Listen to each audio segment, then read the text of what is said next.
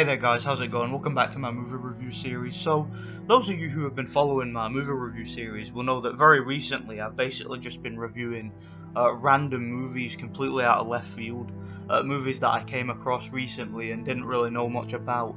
And yeah, the next movie I'm going to be reviewing is this one, Bless the Child, released in 2000. Now, it's an interesting one to me. Again, before seeing this movie I knew nothing about it. I didn't know what the movie was about or what genre it was, but I just assumed that the movie was maybe a horror, just based on the way that it looked and whatnot. However, this is one of them movies that I believe, and a lot of movies from the early 2000s, late 90s were like this. You know, there were a lot of movies that were sort of marketed and advertised as being horrors. However, this movie isn't really a horror. This is more of a psychological cult type movie, and it's quite interesting. There are some quite interesting actors in the movie too. For example, it stars Kim Basinger. You guys might remember she was the woman who played Vicky Vale in Batman 1989. I really liked that movie, and I really liked her as an actor, and I think she did a really good job in this movie. I also reviewed that one if you want to check it out in my playlist. And yeah, that's she did a really good job, I think, as the lead role in this movie. Also, there's some other people I noticed in this movie, a few more people I recognise. For example, Ian Holm, who actually passed away recently. Rest in peace to him. Yeah, he's in this movie. He has sort of an extended cameo. He basically plays this priest who shows up a couple of times in the movie. He doesn't have a huge role. He's only just a extended cameo. Also, I believe his name's Jimmy Smits. So you remember the guy who played Bail Organa in Star Wars? Yeah, he's in this movie too. He plays one of the supporting characters. He's kind of this former trainee priest who's now a cop, a detective who hunts down like his speciality is like cult type activities and, you know, cult indoctrination and how to spot the symbols and hunt these people down and whatnot. That's kind of the supporting role that he plays. And basically all the acting in this movie is pretty good, you know, for the most part. And what the plot is basically about, because I mentioned how this was kind of marketed as being a horror movie, and how it's really not a horror movie, it's more of a psychological cult type movie. And what this movie is essentially about, Kim Basinger plays a woman who's living on her own. Basically, her husband has left her, she can't have children, and out of the blue, her sister, who's a drug addict, shows up on her doorstep holding a baby. And her sister's basically asking for help, you know, asking for money and whatnot, and her sister offers to take her and the baby in and look after them both and help her get clean. But unfortunately, rather than stay and get clean, her sister decides to just abandon the baby and leave. So essentially, Kim Basinger's character has to raise her niece as her own child. Basically, it does a bit of a time jump, skips into the future. And yeah, the kid starts to show signs of learning disabilities, and they believe that she may have some form of autism. While all this is going on, various children of the same age have been going missing around the city, and the police are basically baffled as to why it's been happening, because every single child was born on the exact same day, and it's believed to be some sort of cult activity, some sort of cult ritual. And that's essentially the plot of the movie. I really don't want to say much more, but long story short, I actually pretty much enjoyed this movie. It's one of those movies that I think is acceptably watchable. It's not a movie that does really anything spectacular, but it's not a movie that does anything wrong either. I actually think it's a fairly competently made, well written, well acted movie, and I gotta be honest, I really enjoyed it. If I was looking for some negatives with the movie, what I will say is probably the only major thing that stood out to me was that the movie, like a lot of movies at the time, had some pretty horrendous mid-90s CGI. There's a lot of there isn't a whole lot of CGI in the movie, but there are a few scenes in this movie where the movie's trying to show some supernatural, like spiritual things that are in people's minds. Like, for example, there's a few like dream sequences and a few sequences, like there's one interesting sequence where a character played by Christina Ricci, she's in this movie again as kind of a cameo, is getting attacked by a group of these like cult members, and Kim Basinger, who's been hit over the head, she's kind of dazed and she doesn't really know what's going on. She looks at these people attacking Christina Ricci, and she sees above their heads there's like demons above them, so it's kind of implying that these people are demonically possessed, and that's why they're doing what they're doing. And the CGI is quite wonky, and you can tell it's kind of like 90s CGI, but it's few and far between. It doesn't look very realistic, and it takes you out of the immersion a little bit, but it's not really that bad. And like I said, it's not it's few and far between in the movie. It's not too overbearing. It's more symbolic than anything. You know, it's not like it's not trying to be like a supernatural, like superhero type movie with things that are unimaginable. You know, basically the CGI that's used and the type of CGI demons that you see, it's more symbolic than anything. And I get it, I understand it, so I don't really have a major issue with it. And I think it was an interesting concept, but I have to point out that the CGI itself does look pretty bad, which is to be expected. I mean, if this movie came out today, obviously it would have more up-to-date visuals, but then again, a lot of movies nowadays do have pretty shit CGI anyway, so I mean, it really depends how you look at it, doesn't it? And that's pretty much it for criticisms, to be honest. I don't really have any more major criticisms of this movie.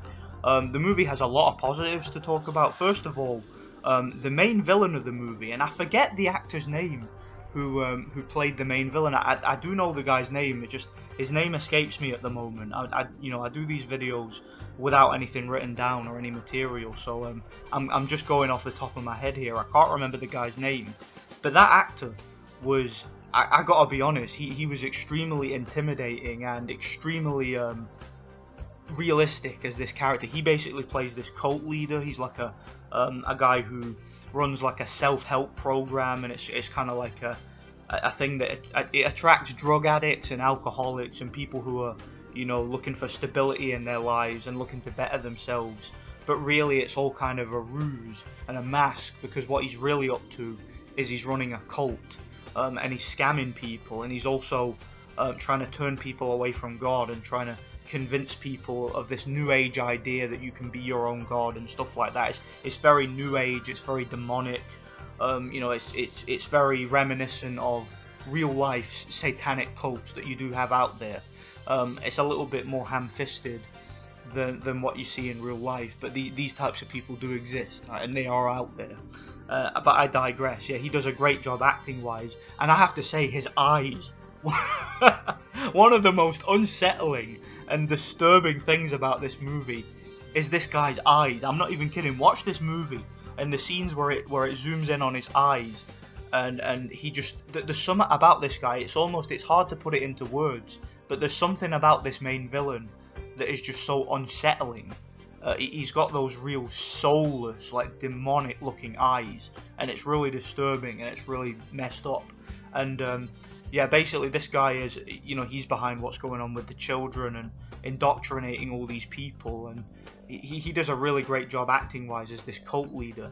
And he provides sort of a counter to Kim Basinger's character, you know, because Kim Basinger's kind of just a really good, humble woman who's trying to raise her adopted child and trying to do the best for her. You know, she gets her all the best special needs education and stuff like that, and she's just trying to do the best. And even though she's not very streetwise, like there's a scene in the movie where she holds a gun and she says, I've never fired a gun before, and but she's willing to do anything to protect her child and protect her family.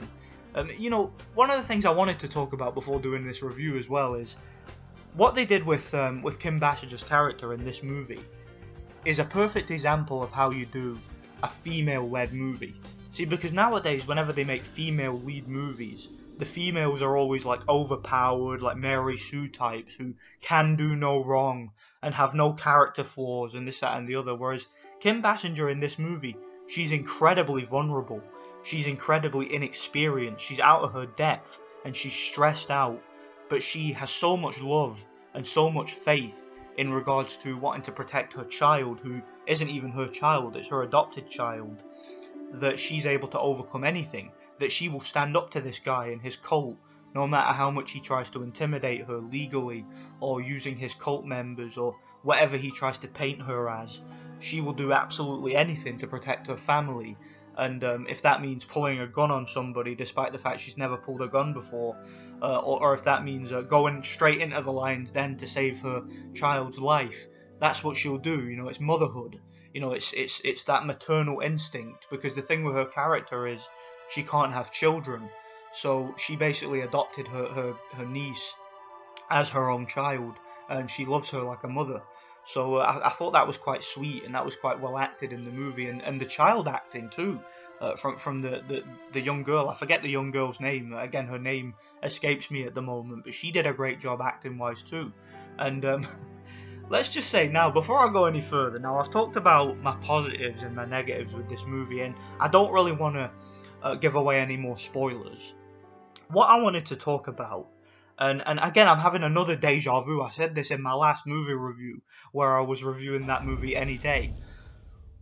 Basically, I'm having a deja vu here, because I want to talk about the critical reception of this movie.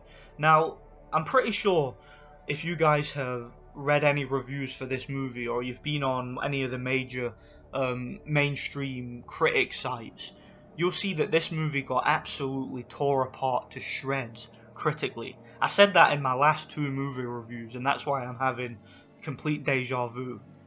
This movie got, I think, 3% on Rotten Tomatoes. Now, I'm not going to rant about it, I'm not going to complain about it. All I'm going to say is this, and again, you can take this whatever way you want. I think it's pretty obvious, if you watch this movie and you sort of pay attention to the symbolism, the Christian faith type themes that are in this movie, and the overall message behind this movie, you know, the message of having faith in God, and motherhood, and just a general wholesome family message that this movie has. You know, a movie about redemption, a movie about faith. I think it's pretty clear why the critics don't like it. Okay, I don't need to spell it out for you guys. I think you know.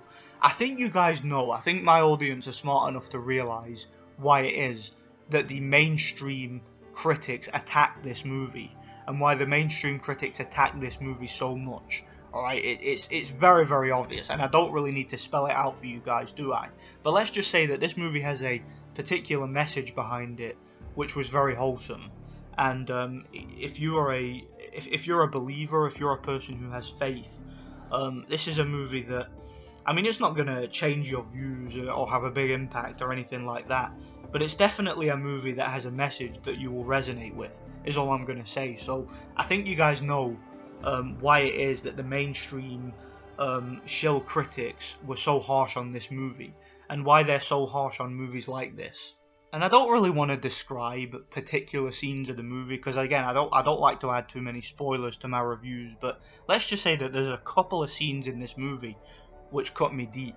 Right? There's a couple of scenes in this movie which were surprisingly moving and surprisingly thought-provoking. Put it that way, a couple of real thought-provoking scenes where there are some dialogue that... Put it this way, I'm actually surprised that this movie got made. There's things in this movie which would never be allowed today in an actual Hollywood theatrical movie. You know, there's dialogue that I could never see them airing nowadays. I'm not expecting them to show this movie on the horror channel anytime soon. Put it that way. You know, there's a couple of dialogue choices and some writing in the movie which I listened to it and I'm like, wow, they would never allow that today. Put it that way. I mean, it was too wholesome and too moving for it to be allowed nowadays, is all I'm really going to say about that. But yeah, there's just a couple of scenes in this movie, scenes which are I just found thought-provoking. That's all I'm going to say. And I don't really know what else to say about this movie, but I thought, contrary to what the shill mainstream critics said, it's a movie I found entertaining. I found it very watchable. It's not a great movie, okay? This isn't like one of the best movies I've seen or anything like that. But 3%, I mean, when a movie like... I said this before in another review, but when a movie like The Festival gets nearly 90%, one of the biggest cinematic pieces of trash in history, whereas this movie gets 3%, I mean, I just think that these mainstream critics are so full of shit. Like they cannot justify that at all. That is an absurd score. So that's all I've got to say about this. I think this is an okay movie. I've got no issue with it. I give this movie a 7 out of 10. Like I said, it's got some wonky CGI, but it's more symbolic than anything. It has quite an interesting climax, an interesting ending, which I didn't expect, to be honest. And yeah, it's got a really intimidating main villain, and a lead role who does a great job. It's got a few interesting cameos. The supporting cast does a good job. And yeah, I think this is a good movie. I got no issue with it. So yeah, 7 out of 10.